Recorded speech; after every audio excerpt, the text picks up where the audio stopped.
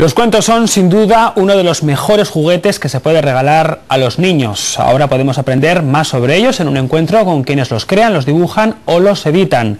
Envuelto para relato mostrará desde mañana las entrañas de la literatura infantil y juvenil. Está pensando un cuento, porque para poder contarlos primero alguien tiene que pensarlos. Y es lo que hace un cuentista, en el mejor sentido de la palabra, y estos días va a haber muchos en Zaragoza.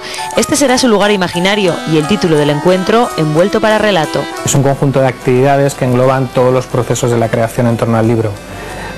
Vamos a tener talleres creativos, vamos a tener charlas, mesas redondas, exposiciones audiovisuales. Los talleristas van a poder presentar sus propios proyectos y que esos proyectos se los desmenucen los editores, los escritores y los ilustradores.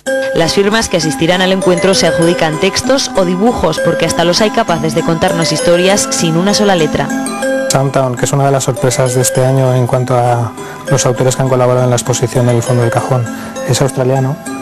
Y este año con este libro se hizo un cortometraje de animación que dirigió él y se ha llevado el Oscar.